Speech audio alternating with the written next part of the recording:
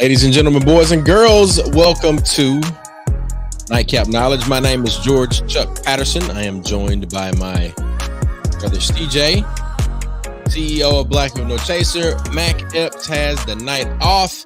He's got a number of things that he has to handle. Shout out to Hemp World South and Therapeutic Lounge. Got a great show. We're talking election 2024, the road ahead, and we're going to do a little discussion about the BET Awards. The homie CJ is here. I am here. It's Nightcap Knowledge. We put some on your head before you go to bed. Ladies and gentlemen, get your nightcap. I'm sipping that up.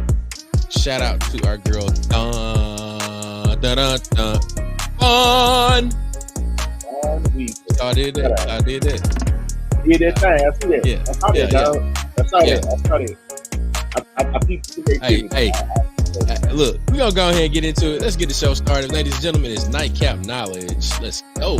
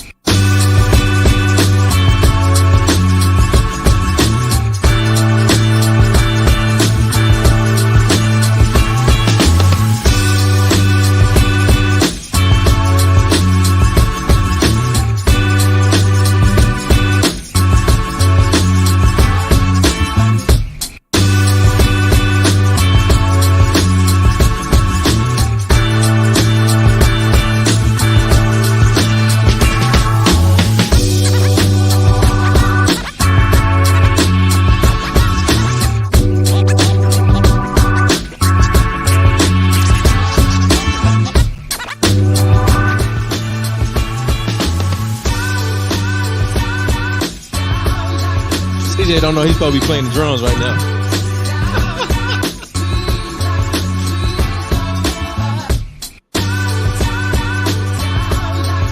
It's all good. It's all good.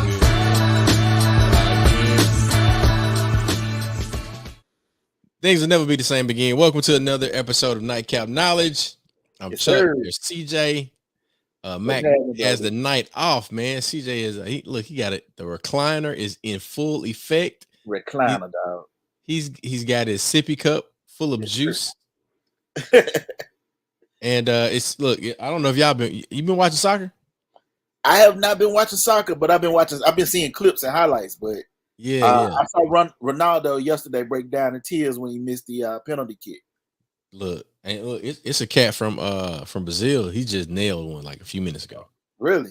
Nailed it. Like, so this is not the World Cup. So no, it's not the World Cup, but it's the third most watched tournament, and I think the longest running. It's okay. like you win this year, you're the champ of South America.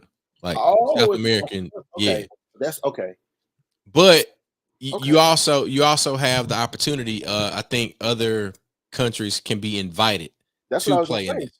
Right. Because I thought Ronaldo was from Portugal or Right. So there are European, Asian, and North American countries that have been invited. okay. That makes more sense too. Mhm. Okay. Yeah. Because I was like seeing like these highlights, and I'm like, clearly this is a big deal. It's definitely a big deal. Like, Yeah, man, it was in tears. You know what I'm saying? So see, look, and there's a lot of criticism as it relates to, and that's what's been a groove with me. Like, man, number baseball, number vacation, number soccer, number baseball. We've been rolling. It's summertime. You should be. Yeah, and with this being such a big deal, there's been a lot of criticism for the United States head coach, and the lackluster performance of quote unquote the golden era of USA football or soccer. And Wow. yeah, Alexi Lawless.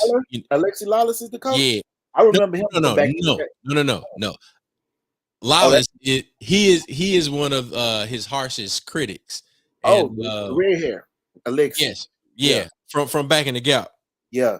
yeah, I would say that he was probably one of the first American stars that I really knew of.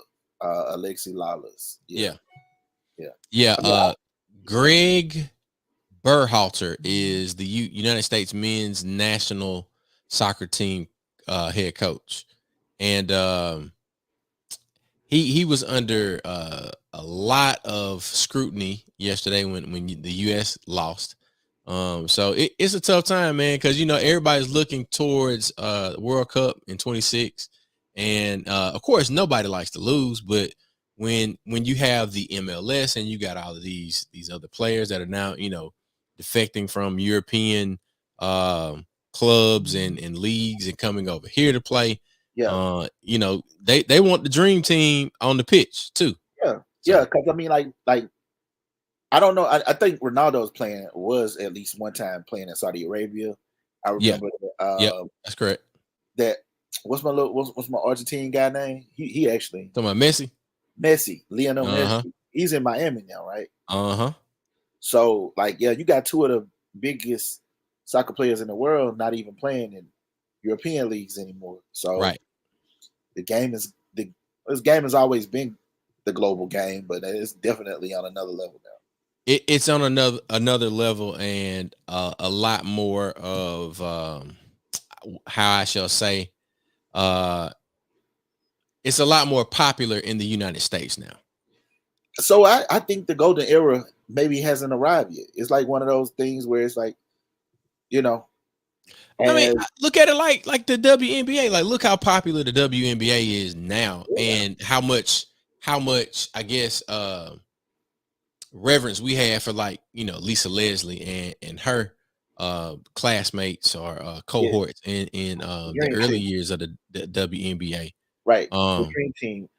yeah, Cynthia Cooper, Ruthie Bolton, right. Shirley Swoops. Yeah, man, I used to love uh watching them play, but I enjoy this I enjoy this resurgence and this growth and Yeah, expansion for the WNBA and the work that a lot of people behind the scenes have been doing to make sure uh that is happening, right? yeah, Like yeah, it's dope to see, like the Atlanta Dream. I think they played tonight, and yeah. Sold out yeah, audience. Shout out to Shane Odom and the Atlanta Dream that's right. staff. And Yep. the Indiana Fever with Caitlin Clark, they playing the Las Vegas Aces and Asia Wilson tonight. Uh, Like on ESPN. Like, so I'm tapped in. Like, I'm checking my scores while we talking, dog. yeah. Well, Uh, look, definitely do that.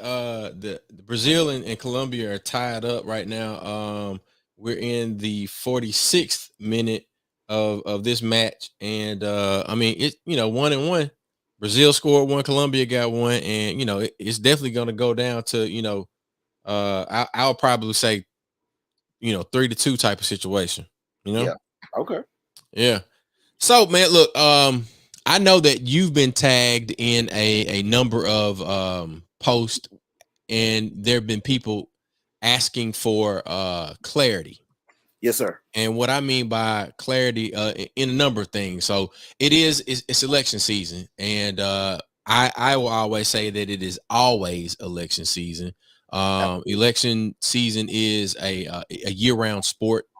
Participating in elections is a year-round sport. I don't want you to think like you get to a certain point and then you can take a week off. Like, nah, this ain't no off season like baseball, football, basketball, soccer, whatever. Like, being involved in your community is a year-round, it's a daily thing. So you got to train for it, you got to prepare for it, and if you stay ready, you ain't got You to got get to get ready. ready. They're right, Come dog. on. Talk Come to on, me. man.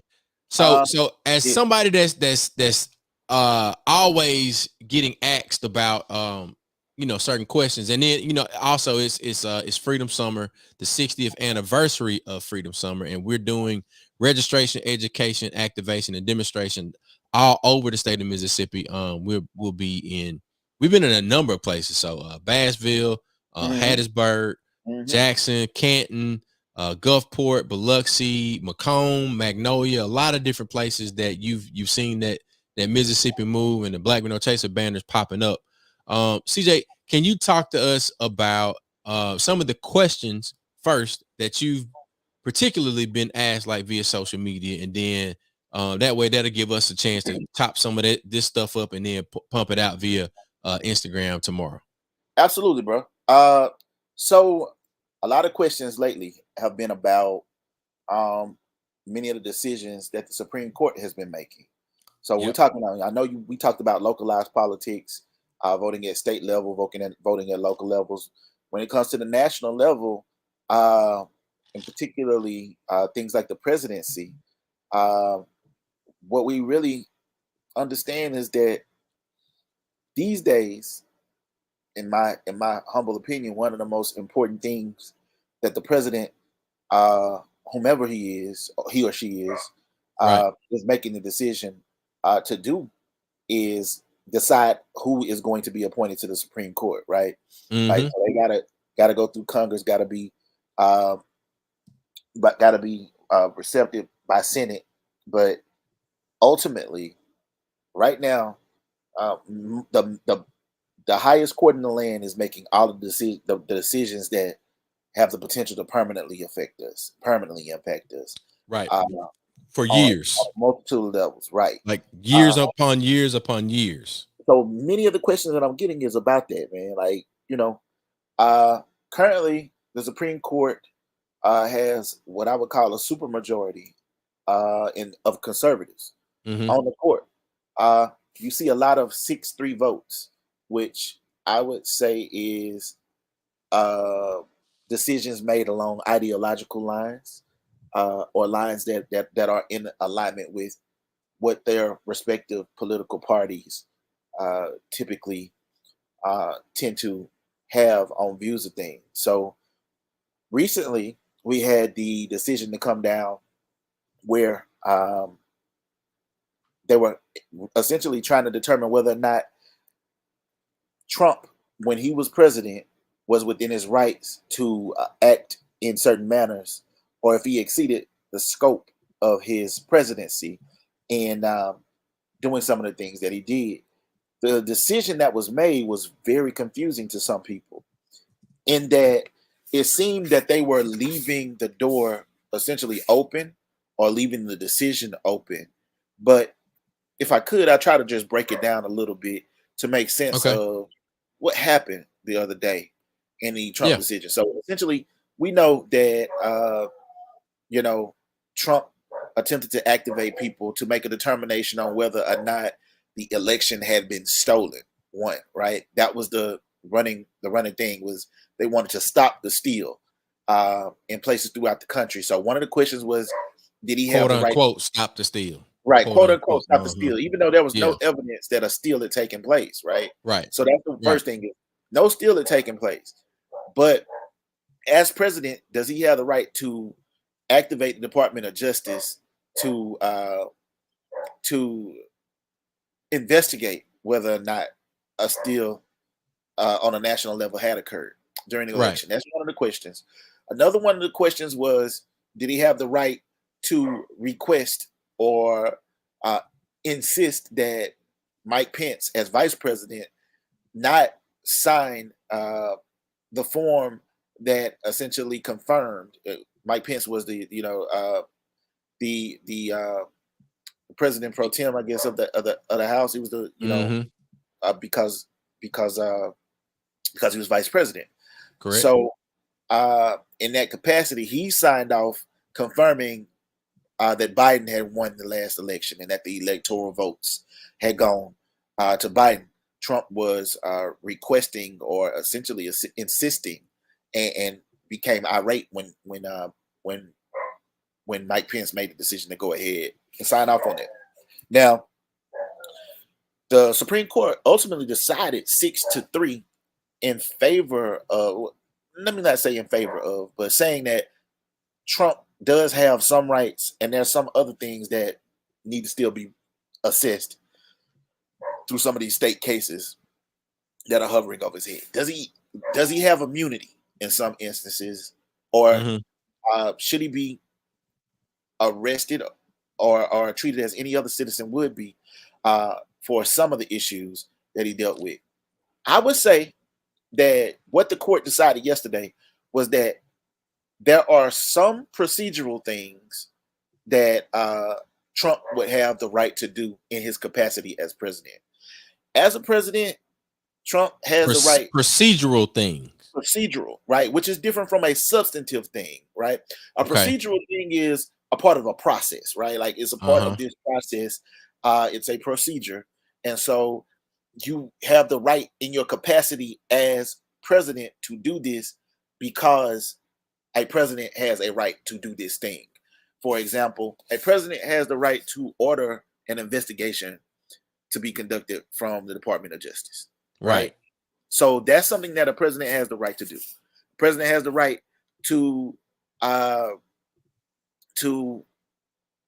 request, if there is a belief, if there's a sincere belief that there has been nationwide tampering that took place during the presidential election, then the president, in the capacity as president, would have the right to investigate that.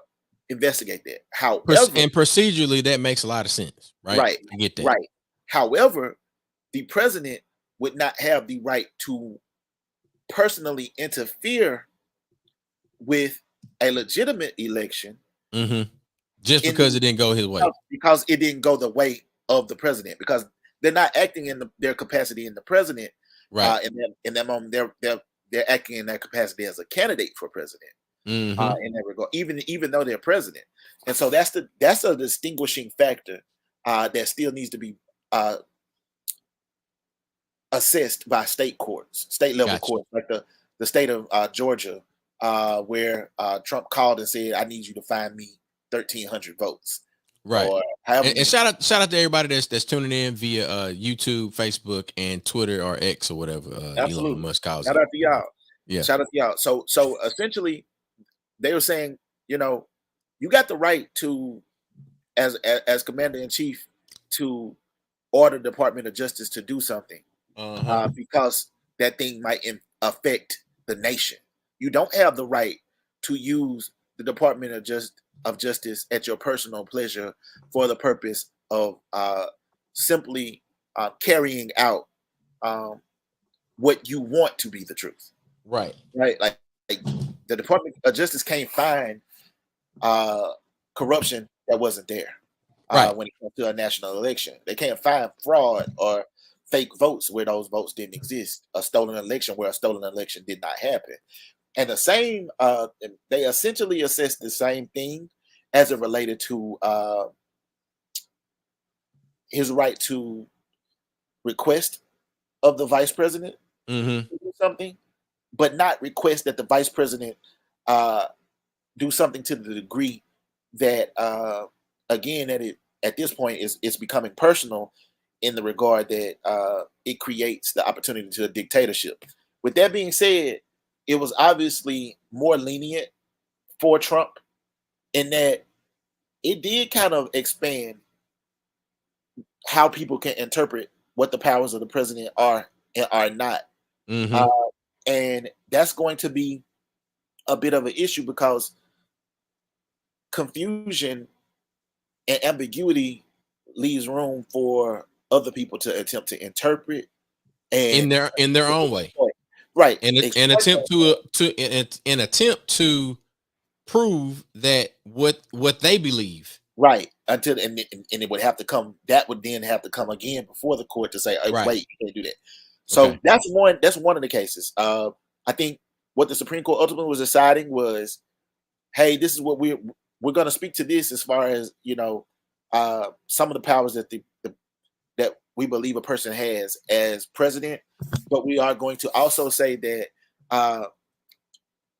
it depends is the answer that we're giving, and we will have to revisit it once whatever happens in Georgia happens, or whatever happens in some of these other states that he's got pending charges happen. I forget where he's been charged with, like, I think up to like 94 different counts. Obviously, he's already been convicted on 34 counts in New York State, and so This is, I mean, this is atrocious. right. So they're trying to determine if some of those charges that happen in Georgia may be limited by this decision, or if others may not be.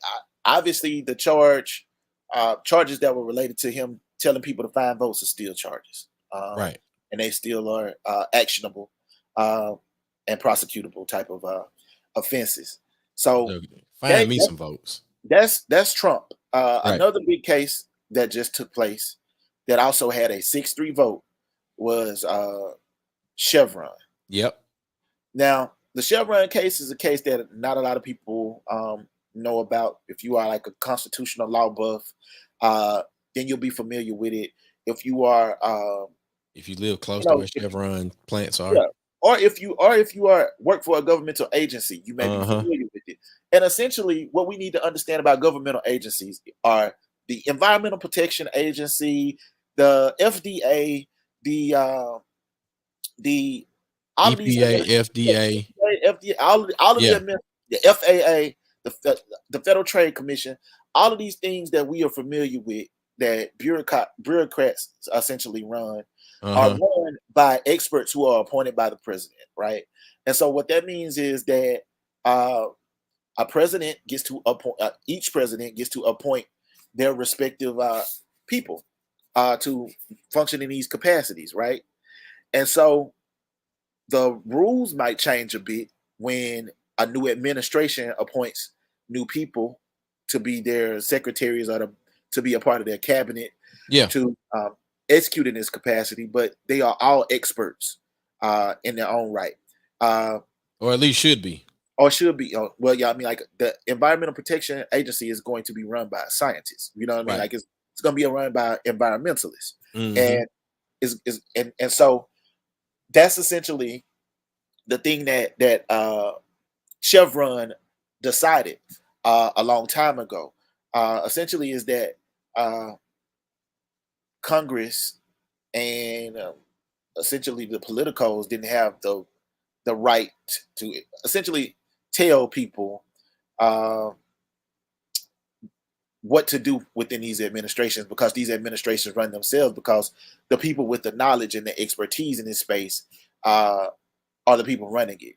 Right. For example, me as an attorney, it would be like a layperson or a person who may not have the background that I have with the law and the experience that I have with the law, attempting to interpret for me what we should do as it relates to the law, and attempting to determine for the country what we should do as it relates to the law. In this instance, essentially what the decision the Supreme Court made in a 6-3 vote again was that they were going to roll this back and take away essentially the administrative bodies right to make these determinations with their expertise. Right. And they were going to essentially, they're going to be micromanaged now by people who don't have the same level of competency. Or and so who are those folks? Congress. Okay. Congress is the so now Congress will be essentially in charge of attempting to interpret for the EPA what the EPA should be doing. So when you think about things like consent decrees as it relates to water, which is an issue from Flint to Jackson, when you think about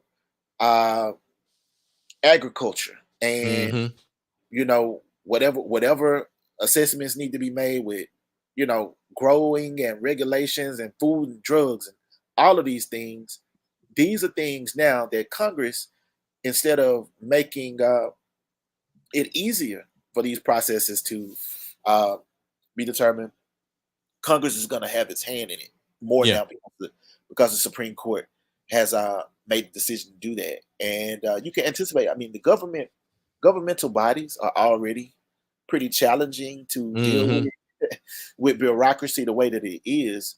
but it's gonna be real challenging now with people with, for example, somebody who maybe um, was a. It's gonna be difficult for a lawyer to be telling an environmentalist what to do. It's gonna be difficult for uh, a, a doctor to tell people who work with money what they should be doing, Yeah, and vice versa. yeah. And I get what you're saying about the like the bureaucracy and the difficulties in. I mean, for instance, like let's boil it down to where a person encounters bureaucracy. Mhm. You're a veteran and you need to deal with folks at the VA. There is Mhm. an enormous amount of bureaucracy and paperwork that goes along with attempting to access things that you are quote unquote um, owed Right, from your service as a veteran. right. Even with Medicaid and Medicare, you talk about healthcare. So, what does it look like for a person to get those benefits? That's bureaucracy, right? Right. So Social now, Security. oh man, I mean, do we still have that? Like Yeah, for real? I mean, technically, they still Technically, take it out. yeah, they still taking it out, but you know what I'm saying. You know what I'm saying. I do know what you're saying. I do. Um, I know we gonna but steal it. yeah, yeah, that's a whole nother like I'll drink to that. Tonight's nightcap brought to you by Green Juice and Uncle Near. Shout out to Fun, Sister Fun. Like she's been killing it on social media. So I look got Phone the Weaver. yeah. Yeah, man. Yeah. So the thing that is very evident to me is that the decisions that are being made are not about well-being, but it's more so about power and the work that can be put in by the folks that Yeah. have been elected um What? by an uninformed or a a community that is only concerned with the oppression of a particular subset of the overall population. Yes. I think it's really important to understand that Trump appointed three other justices that are currently sit on the Supreme Court. Mm-hmm. Uh, I think uh, Clarence Thomas was appointed by the first George Bush, and I think H. yeah, and HW, and I think Yeah, but one or two others were appointed by George W. W. And you know, everybody else was appointed either by Obama or Biden. Ketanji Brown Ketanji Brown Jackson is the only one that was Mm-hmm. appointed by Biden. So understanding that, and we know that Obama should have gotten the opportunity to appoint one more, but they blocked it. Right. Right. Mitch McConnell refusing to allow him to bring forth the person who currently sits on the as the head of the Department of Justice now. So these are things that are these are dangerous and long term decisions that are being made. Like these And things, it yeah, ultimately it stems from the decisions that we make to vote or to not to vote at the local level. yeah. I mean, like these are things that have the potential to impact, at the very least, the rest of our lifetime. Because what you see from Supreme Court decisions often is the very least decisions like Roe v. Wade, Brown Yeah. versus the Board of Education. Brown versus the Mm-hmm. Board of Education has stood since what, 19 since the 1950s or 60s. Right. Uh, and so understanding that these decisions um, had stood that long, almost 70 years, we understand that like the Yeah, that decisions that we Brown made, versus Board is 1954, May 17th, yeah, that's what I thought, 1954. 1954. And Yeah, so like it's literally 70 years old. 70 And that years. essentially they're taking different uh, pieces of law and uh, leveraging the Supreme Court because it's a super majority conservative Mm-hmm. Supreme Court, and they're bringing those decisions before that court to have the essentially have the. So there's two highest laws in the land, right? So there's the Supreme Court law, Mm-hmm. which is what we call case law. Case That law. is Yeah. right. That sets a precedent through what is decided by the judges. Right. What the judges decide becomes law. The other highest law in the land is the Constitution. Constitution. Right? So all of those laws have already been written in.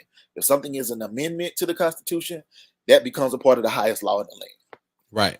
But when the Supreme Court interprets the Constitution and makes a new ruling, mm-hmm. based on their opinion, that new interpretation of the mm-hmm. Constitution becomes law. And yes. so now it is it's created a nuance within the Constitution. So if they were to go and decide the 13th Amendment again, right, which we understand that's supposed to have outlawed slavery, but it still permits slavery in the by form another of, name, right, in the form of incarceration. Like it actually states that explicitly. So if the Supreme Court were to go and to interpret that and mm-hmm. make a decision or a ruling within that ruling potentially would add a new wrinkle to that law. Yeah. That law. And there's no court you can appeal to after the Supreme Court. No. Like you have there are levels of courts, and this is like the work that Mac and Sabir and all of us are attempting to do in our own way, specifically via Mississippi Move and like civic engagement, social responsibility, like elections and civic engagement is a year-round sport. So when you find yourself in front of a judge, depending on what level of your municipality that you've encountered, like if it's municipal, like that's very hyper local. But then you get up to the county, and then you get up, you have a Supreme Court in your state. You got circuit court judges. Appeals. Yeah, you got the Court of Appeals. So once you get to the Supreme Court of the United States, there is ain't no further way to go. Last stop.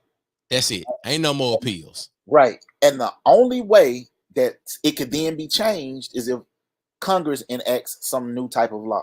And if you did not elect a person, or your vote and the people that live next to you and the people that live around you, if you don't vote for your own interest, or you don't cast a vote at all, then you allow people to make those decisions for you and put a person that may not represent your interest into office. And there lies the situation where you have a supermajority in the Congress and the Senate. Right. I mean, we've seen what the Supreme Court, well, we've seen what types of things are essentially being worked their way up to the Supreme Court right now. Long ball. Yeah. Right. And that's what they always play long ball. They literally create laws with the goal of it having to be something that's challenged. Like it's like, hey, let's create a law on the state level. Yeah. Let's create an abortion law on the state level in Mississippi. Okay. In Mississippi. Let's create it in Mississippi where we know we got a supermajority state court. It's gonna make it. Hyper conservative supermajority is going to get to their Supreme Court, which is a hyper conservative supermajority. Somebody's gonna appeal it. Right. They're gonna pass it in the state. Somebody's gonna appeal it to the federal level after that. Right. It's going to then enter our state court. I mean, our federal courts. It may be interpreted by the Court of Appeals, the Fifth Circuit, right? Here in from Mississippi, Louisiana to Texas is going to be interpreted. Yeah. So it go district court, Court of Appeals, and then it's going to the Supreme Court after that. Right. When it gets to the Supreme Court, those people created that law 5, 6, 7 years ago. With the intention their aides going to So it's their like aides wrote it out. Right. So we created this law 7 years ago with the understanding that within the next 10 years, it will become the highest law in the land after the Supreme Court, which is a supermajority, interprets it. Yes. And so essentially that's the long game that conservatives have been playing for a long time. They do it with this group called ALEC. Uh, ALEC is supposed to be this nonprofit, Mm-hmm. but essentially it's this. Um, it's a what they call it's a retreat, if you will, where they go and they make And they model they laws. write. Mm-hmm. Yeah, so their writing is They write corporation. legislation. They're writing policy, but it's corporate people, it's lobbyists schmoozing with actual lawmakers in the form of legislature, Mm-hmm. and Yeah, they are and it telling actually has 501c3 right. So status. it's a nonprofit, but it's run by billionaires. It's Right. created by billionaires. It's run by billionaires. They bring these Republicans. Excuse me. They bring the conservatives and their families down, and they bring the conservatives and their families down to these places. They charm them up, and they basically tell them which way they're going to be voting on things, which Yep. way, what laws to push, state by state or nationally. And what that's why you see so many laws that begin to look like the voting laws that we saw to come out against early voting after Yeah. the election last time are laws that were written by Alec. Yep. And that's why you see them look essentially the same from state to state. Yep. They bring the state lawmakers there and the federal lawmakers there. And this year they're gonna be in Colorado. Mm-hmm. Mm-hmm. And I don't know what else, Bill. I don't know why they don't why there aren't other groups that are utilizing similar strategies to galvanize its own power. Yeah, yeah, and I think that's been one of my major critiques of some of the more left-leaning political. progressive groups. Yeah. I mean, look. At the end of the day, like I care about what I care about, Mm-hmm. and I can't fault anybody else for what their affinity is. Right. But I don't make decisions based off of the ability to oppress. Right. Like I'm not going to, if perfect example, I'm cutting my grass and I know my neighbor might be a little stressed out or they might have something going on and I got time to cut grass. Yeah. I'm gonna go ahead and cut that grass too. Like I ain't gonna get the back because Mm-hmm. you know what I'm saying? Like you got a fence that I can't I'm glad overstep. you said that. I'm glad you said that. If you look at the state of Mississippi, which is one of the 8 mostly southern states that has Yeah. failed to expand Medicaid, right? For example, Boy, failed come to on. accept over $4 billion in federal funding that literally is not costing the state a dime. The state of Mississippi refuses to accept and receive Medicaid or expand it, even though this has been something that's been trying to be expanded for over 10 years now. For over 10 years now, bro. They've refused to expand it because they look at it as a handout, a government handout. They want people and have continuously referred to it as Obamacare. Yes, I mean, and that's essentially what it comes down to. Is they don't want to expand it because it would essentially have to acknowledge that essentially Obamacare was a good piece of policy Right. that could help people and could help the hospitals. It was not until this year that conservatives in the super majority state Mississippi even considered doing it. And the only reason they consider doing it now is because are businesses are telling like, man, we losing money. Yeah, like we ain't coming, we not bringing people there. To Amazon ain't coming here if you can't keep our people healthy. Because Right. like, what's the point? We don't want, if you ain't got no hospitals that our people can go to, why are we bringing people to Mississippi to get sick and not be able to be cared for? So all of a sudden now you see a scramble around education and funding it. You see a scramble around but it's only because the dollars are saying to it to do that. My bad, man. I think keep getting Nah, text it shout out to the BWNC founders, Tyson and Cirillo, CJ and I. Tyson's still working on some stuff, so Yeah. I don't know if TY. I'll text TY right quick and let him know that we Okay. are live right now. But you Yeah, and keep going on that because it's definitely it's something that it hits home for me, man. Because you and I we work for yes. ourselves. Mhm. It's difficult to get health coverage for you. Think about if you had a family. Right. Lord have mercy. Yes, man. And that's the thing, man. Like when I was for the last 3 or 4 years, I've been going in and out of the hospital with my mom. Yep. And as each year progressed, from COVID to 2023, when my mother actually passed, the hospital's capacity to be able to handle patients was reducing each year. Mm-hmm. Nurses were having 15 to 20 patients apiece. Yeah. And the hospital was having to shut down half of the floor because they only had enough people to work half of the floors. Half of the floor. Yeah. Yeah. And so hospitals were functioning at half capacity because they were underfunded and they were understaffed. And these things would have directly been addressed by Medicaid expansion. But because the state refused to do so, Medicaid was not expanded.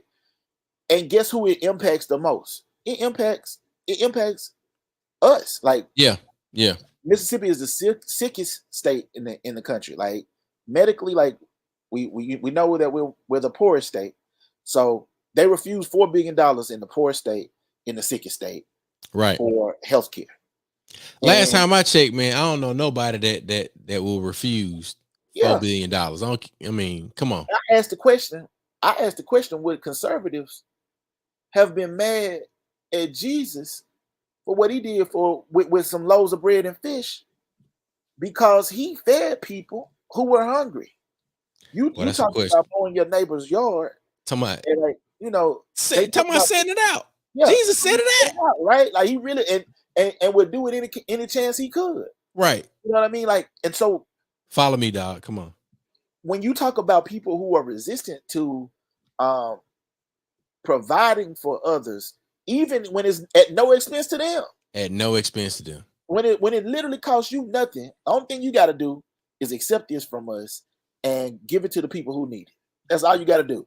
But We're gonna give you $4 billion to run your hospitals. it was joking mean as a rattlesnake, man. You can hire 60% more folks on your Right. staff, so you can staff your hospitals. So Man, that they could have been celebrating lower unemployment rates based on what we just described right here. right, and so they work harder. They work harder to keep things from people than to create policy that actually works and creates access for people. Yeah, they in the store. They in the store. Severe. My bad. So I ain't see so that.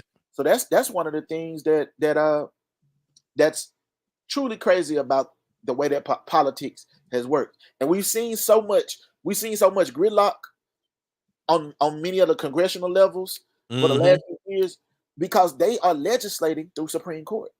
That's what's happening. Yep. They are creating their laws through the Supreme Court now. But the Supreme Court is supposed to be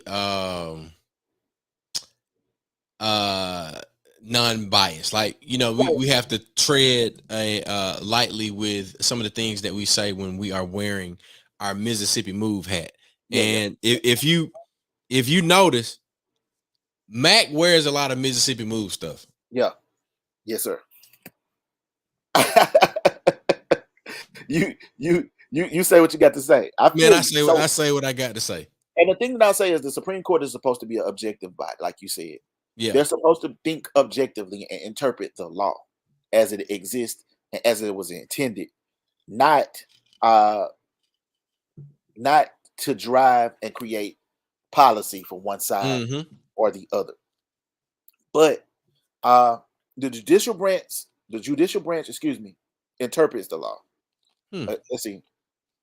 My issue is checking in. We need to Like I change said, the narrative. Maybe not okay, about how it will help us, but how it harms them to allow these healthcare systems to fail. I mean, That's Well, what we talk about. absolutely, Mike. Uh, the thing that I would say to that is, if you look at the fact that places like Amazon are like, we're not coming here. Like, If man, we all the land that y'all got, right, man, all of the tax right, breaks that you can lay out for right, us. Hey, we ain't so, coming, man. right, we're not coming because you're not ready. Your infrastructure, It's your not ready to policy. support what we're bringing. Yeah. But what you then have to ask though is, why is it that they have the ability to move, they have the willingness to move, Why but won't their they move? willingness to move is only when they will only move for the right people. Right. And when you poor, or when you black or brown in this in Mississippi, you are not the right people. But when you are a multi-billion-dollar Mm-hmm. corporation that asks the very same question as the people were asking, What's the all of a difference? sudden Right. you got to think of, you start thinking about moving. And I think that's what people have to think about is, why is it that they're willing to move for corporations on the same thing that we were asking for before?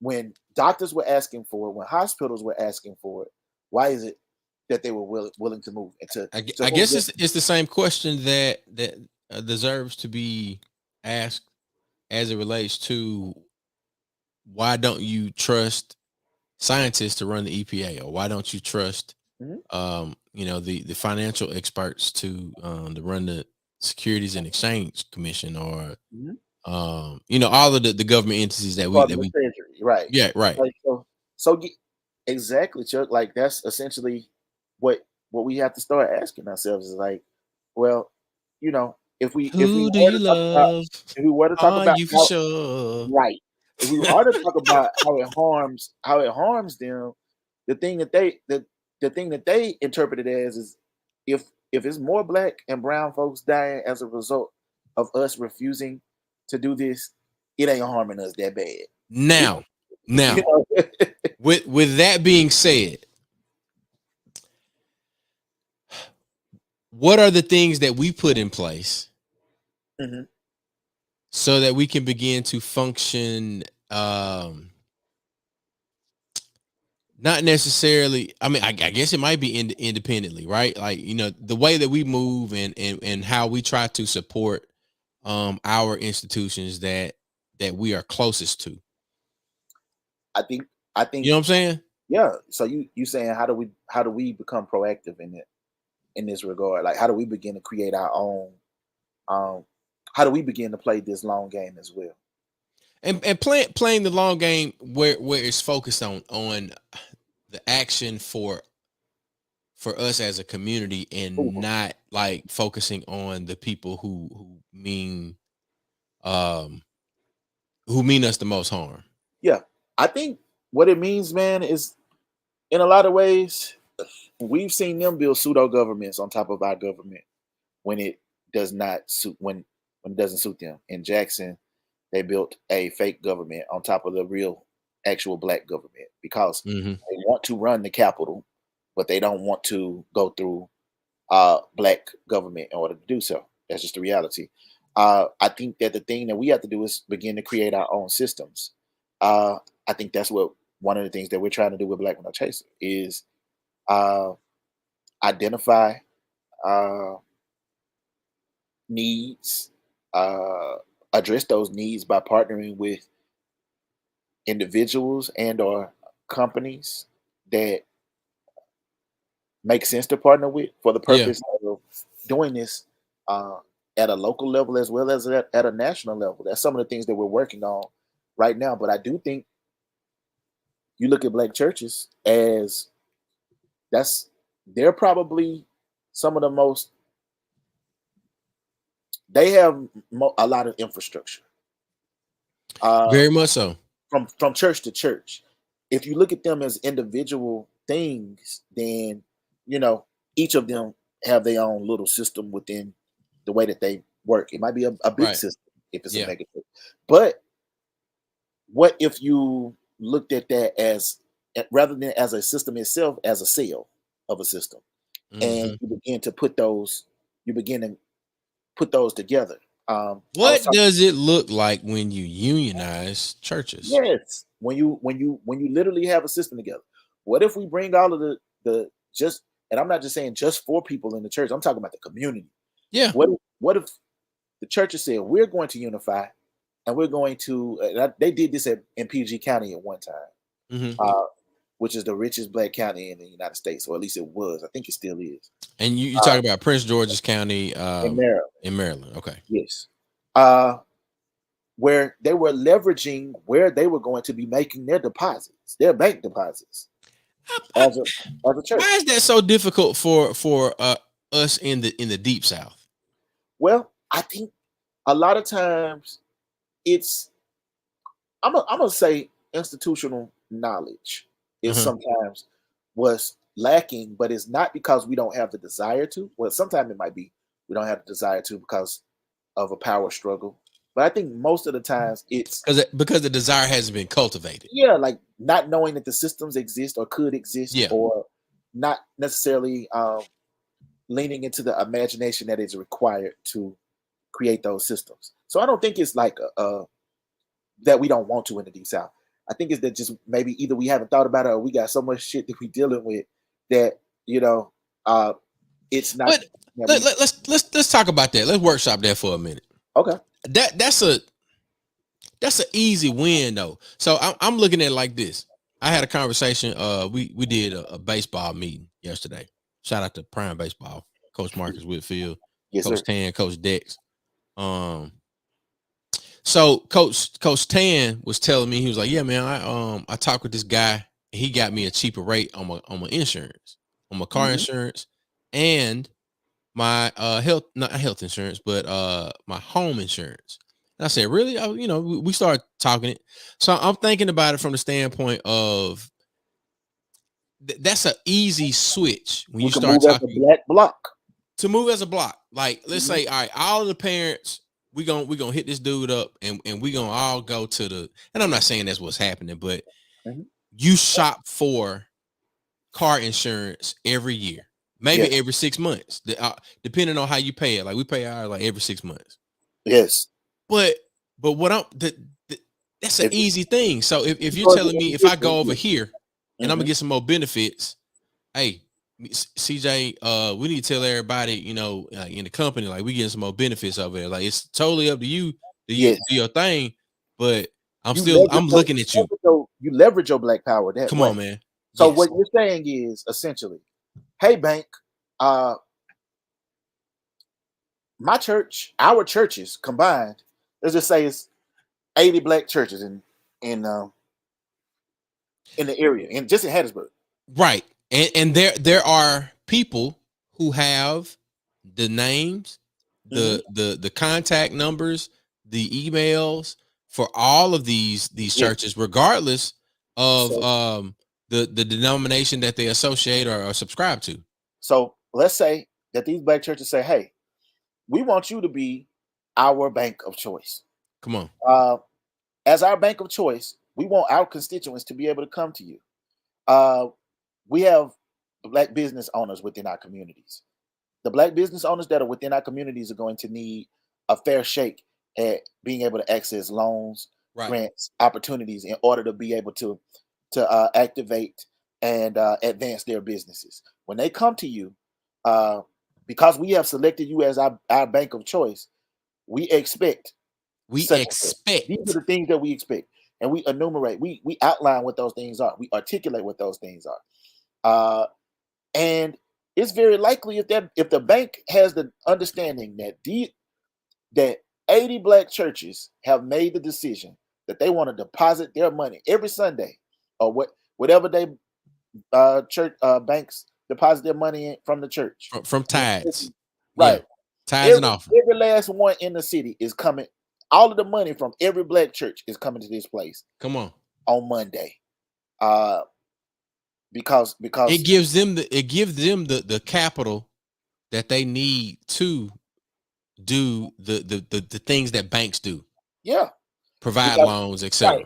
So if you say that, if you're leveraging that and saying, hey, we're speaking, and we're not just making this determination based on what we decided was right. We've talked to people within the community. who said these are the things that they need. They need access to. Some people are trying to be homeowners. They're Mm, going to need access to being able to get a mortgage at a low interest rate. right. We're going to want you to help our people get that. These are the ways that we can leverage our power, and we can do this nationally. You know that we could literally the same way we could do it locally, like from Yeah. city to city.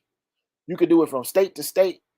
You could do it from all across the country in a black power network, and that literally be a black bloc that leverages its people power, its political power, and its economic power to dictate to businesses how they are going to work and operate with those businesses, and choose to do so if those businesses will consider um, showing them that they value them that way and are willing to listen to them.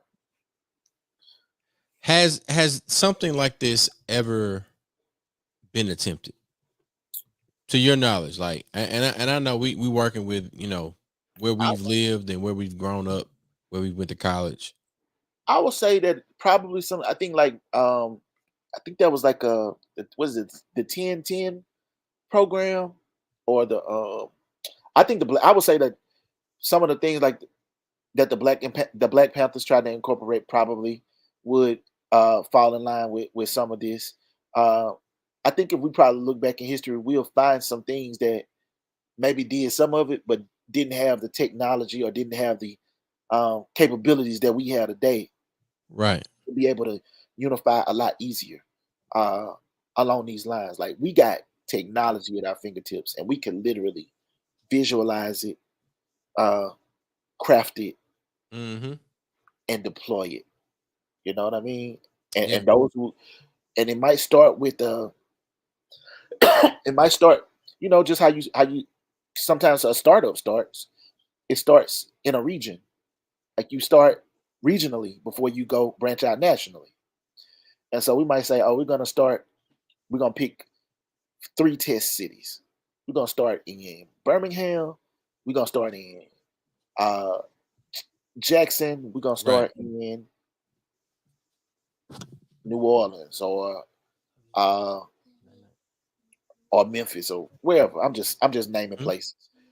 Uh we could say the same thing. We could say test states instead of test cities. Right. And we begin to cultivate those ideas there at those levels. And we don't even have to be. I think one of the things we it used to be, hey, be secretive about this, move in silence and this. Yeah. I'm like, you don't Yeah. gotta do that. Like, fuck that. Like, that's just my opinion, bro. You don't Yeah. have to do it. Like, I understand, I get it, but the reality is they not moving in silence about shit. Hey They man, move look. real, real loud with Hey, look. Mike used to say, "Come on, let's create a Thundercats party." yeah, like so I mean, like I'm, that's the that's the groove. Like, I mean, like it's literally um the black block, but it's you know, the politics, as far as the politics kind of is ingrained in it. yeah. If you begin to do the hyper local work, Right. uh, then the politics will come along with it, because now you already got this centralized body that you're talking to, that you're Yeah. dealing with. Now y'all could talk about, hey, how y'all feeling about this local election? Who should we be looking at as a person that, because we can, the same way we leveraging our economic power, we can leverage our political power. The Right. same way we can say, I got uh like I'm using Hattiesburg as an example. I think it's got about 40 to 50,000 people. Mm-hmm. Uh, of that 50,000 people, maybe 30,000 are black. Yeah, probably. It's probably about 45, 50%. It's probably 50%, 55 to 45, 55% black, Okay. 45% Okay. white. So you could say, hey, this is what we want to do with our political power. Like, because we got a block that we are considering. And it's not that we telling you got to vote this way because of the block, but at least we can have these conversations with each other because the block already exists. And like you have things like uh, you got organizations that exist already, but I think that what we're talking about doing, uh, it can require some bold thinkers and some bold people that are willing to challenge and demand some of these things. So look, with that being said, man, like we've got some potential opportunities, and I'm saying potential opportunities. And I mean, like the energy is already there, like kinetically, like this thing is in motion. Yes.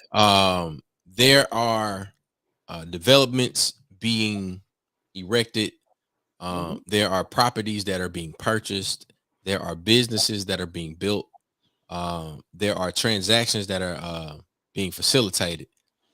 Now, all that to say this,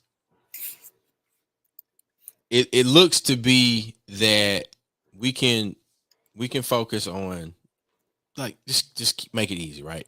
Gulfport, Hattiesburg, we got Magnolia, Macomb, um, Canton, Jackson, and Lexington. Vicksburg, probably. Yeah. Probably Vicksburg, right? I'm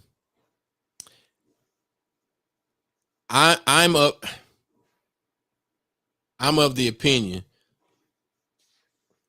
that there are some financial institutions that have not done the best by us, and I'm not talking about the big banks. Oh yeah, you're right. It is some big, but it's some big banks too.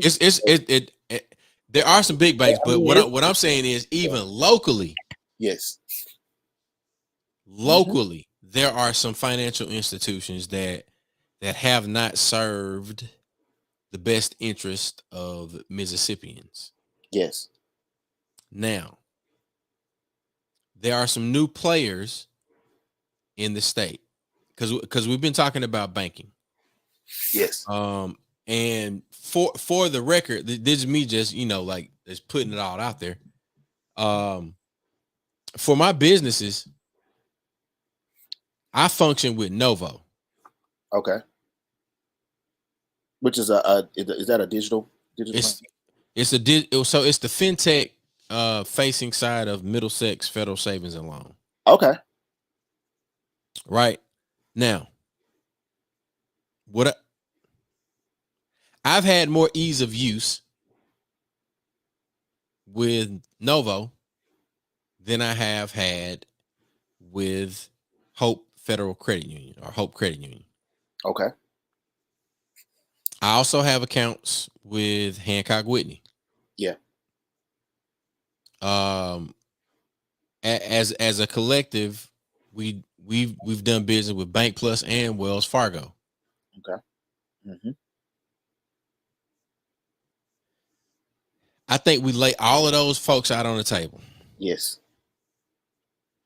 And we do the analysis, and we come up with a collective understanding of the benefits of each particular entity, and we say, well, look,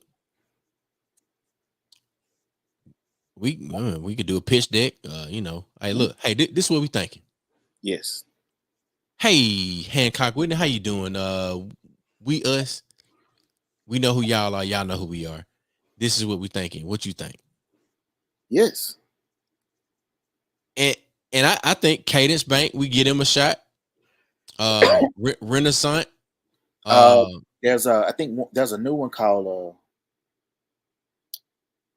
South. It's not South Trust. I think it's SunTrust. Yeah, it's another Is it one. SunTrust? Southern Bank, Southern Bancorp is one. Yeah. And they got a place. But that's something different from Bancorp South. Yes, it's different from Bancorp South. Which is they turned into Cadence. Cadence. Yeah. Okay. So there are, yeah. I mean, I think we're right on the money. Like, and think about this. What you're talking about right now, by leveraging our economic power in that way, Chuck, we instantly grow our voice. And when I say we, I'm talking about all of us. All of us, because yes. If whoever's got the ear of the bank understands that the person that I'm talking to right now is coming to me not as a person with a few $1,000s, a few $100s, but literally every black person that they speaking for all of us right now. And I understand that means that's 10 million potential dollars. Come on. Flowing through these churches. I That's know that 25 million, you know. if I had a bank, I would want an extra 10 Yeah, million in my bank. you would listen differently. They would listen differently. Like, I mean, like, and I think that's we're talking about just galvanizing our collective power. If if you think about it, it's doctors, it's lawyers, it's pharmacists, it's computer engineers, some of them that scientists that are attending these churches. That, don't stop at churches. Do Greek letter organizations, and Yep.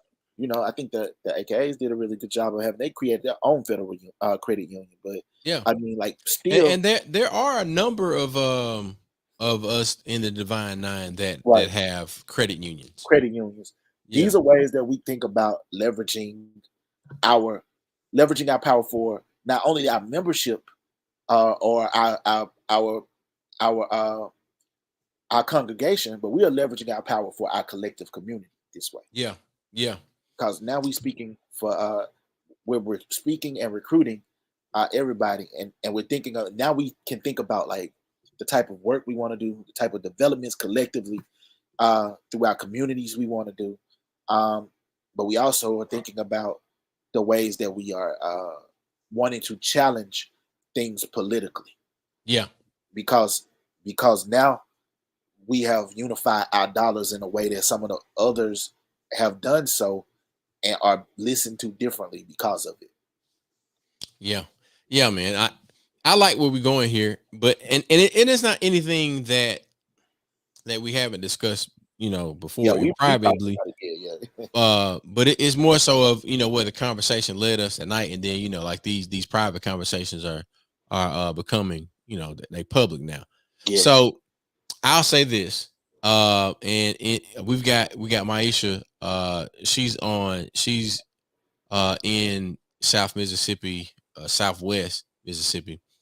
I received a call today from the Macomb Main Street Association, and they are looking at booking me for 3 fourth Friday events. Now, I told them, like, I DJ'd there for the Iron Horse Music Festival.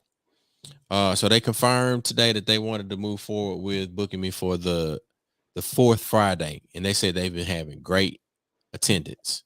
Right. I'm thinking that we can also do voter registration and engagement there, and have some of the types of conversations that we're having right now, continue to have those there. And then, like for real, the places that we named, I think we look at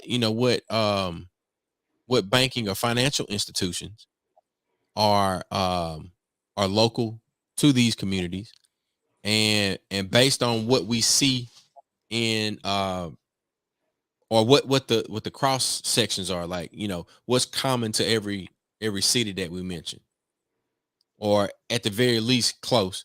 Then we can say, all right, well, look, that's gonna help us narrow this list down. And then we can say, look, Bank Plus, Cadence, Hancock Whitney, SunTrust, Southern Bank Corp, or whatever it is, right? uh Renaissance, Bank of the South, whatever. And I'm with you, Maisha, but I think we roll with the bank first, and then we take us a win once we've shown that we can move one particular piece on the board, and then we roll into our healthcare education and all of that, and do that too. I think now I think we roll with this one first, because people understand money. Mhm. Because when you ain't got no money, you ain't even got the money to pay the urgent care, or whatever the deductible or the copay is. Right. So ultimately, I think, yeah, like, that's the reality is the reason that, and this goes all the way back to the reason that the politicians were listening.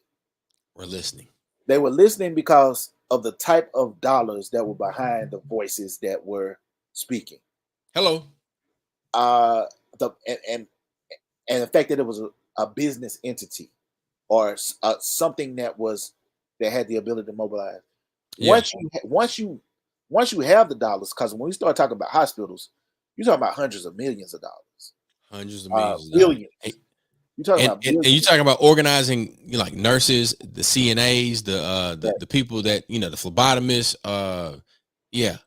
So in order for us to be in a position to be able to, like, the reason why you want to be able to galvanize the banks around providing the small business loans to the businesses, providing the access to purchasing homes, is because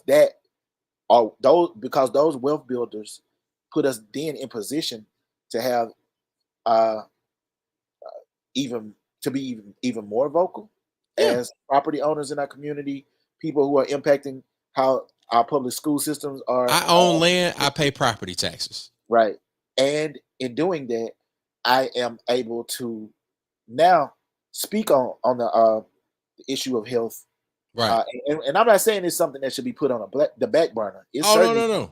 We feel should be I'm very proud to say that, I got me some coverage now. Like, Lord have mercy. Oh, the type of dollars that we're gonna have to need to move them in that situation is, these are the people that just turned down $4 billion from the federal government. Right. So understand, if they willing to turn down $4 billion from the federal government, what are we gonna have to be talking? How are we gonna have to be talking? We're gonna have to be talking Amazon money in order for them to actually listen. Amazon money. Amazon money. That's the way we have to think about it strategically. But I'm all the way with you, though. I'm all the way with you, Maisha. Yeah. Well, look, man, we definitely got to give a couple shout outs. Affirmations of a Candid, Caring, Crass, Crotchety Caricature now available. Affirmationsforme.com, a mature theme, not radically so, activity book and journal for women ages 16 plus.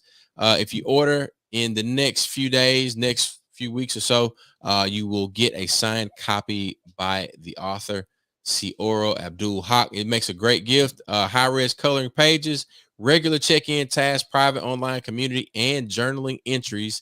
Again, that is Affirmations of a Candid, Caring, Crass, Crotchety Caricature, now available at affirmationsforme.com. I definitely want to remind y'all that it is the fight for freedom. Since 1964, we are celebrating the 60th anniversary of Freedom Summer. All summer, we've got some great events that will be coming up. Shoot, man, all the way through August. So, you got the 4 Fridays that we'll be doing in Macomb. We've got some things that will be popping off. We got Blues at the Lou. That will be the end of July. A number of other situations, and we definitely got to give another shout out to Uncle Nearest, because that's the nightcap for the night. CJ, what else you got popping, man? What else going on in Hattiesburg? Hey, Q Doggy Dog, man, really is slow motion right now, man. I'm enjoying my little break. You know what I'm saying? I'm trying to barbecue and stuff like that. Not meal do. Oh man, I'm definitely trying to barbecue. So really, man, and I'm just trying to stay cool with it, bro. Stay cool with it and continue to build what we're building. Shoot, if folks watch stuff like Game of Thrones, man, we got the Watch Them Thrones group. It's popping. We got to get a Watch Them Thrones graphic for Nightcap Knowledge, man. Yeah, like, man. I got to get one of these. Hey, I'm with it, and of course, support Black with No Chaser. When and where you can, if you out there, Black with No Chaser TV and at Black with No Chaser on most social platforms. You can find us pretty easy, man. And like, as of right now, dog, I think the types of things that we're talking about and discussing right now is what we're on right now as well. So, and by continuing to discuss those things, it gets us to where the money resides. Where the money resides.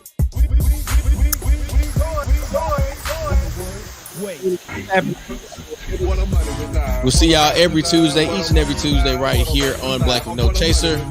This is Nightcap Knowledge, where we put some on your head before you go to bed. Make sure y'all going over this Friday and every Friday. Feel Good Friday, 2-for-1 slushies at Milk World South, there in South Jackson, Mississippi. Once again, we appreciate you. Shout out to Mac. He ain't had your nightcap. It's nightcap. The kids to bed. Some on your head. Let's go. We'll see y'all next week. Nightcap Knowledge, baby. We out.